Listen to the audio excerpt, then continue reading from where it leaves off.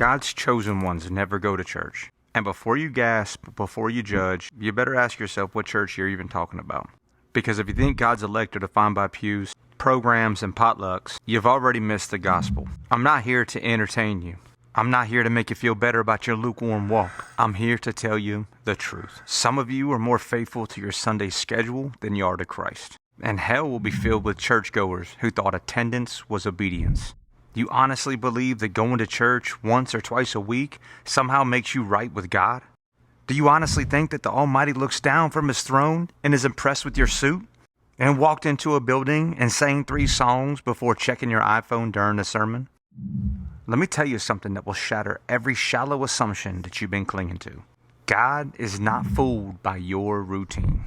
God is not mocked by your ritual. And God is not glorified by your attendance. He demands your obedience. We are living in an age of religious deception where millions have been inoculated against the true gospel. By watered-down sermons, emotional music, and the lie that going to church equals knowing Christ. You sit in a pew, you nod at the sermon, you close your eyes during the prayer, but you leave unchanged. Why?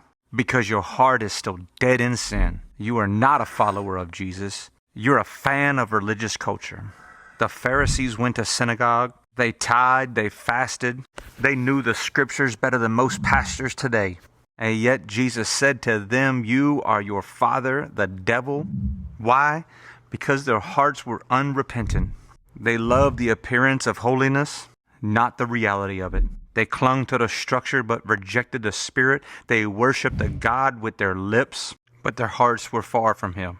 Sound familiar? It is a terrifying truth that many of you have more confidence in your weekly attendance than in the finished work of Christ. You think that showing up on Sunday makes up for the rest of your week you spend in compromise. You think that because your name is on a church roll, it's written in the Lamb's Book of Life.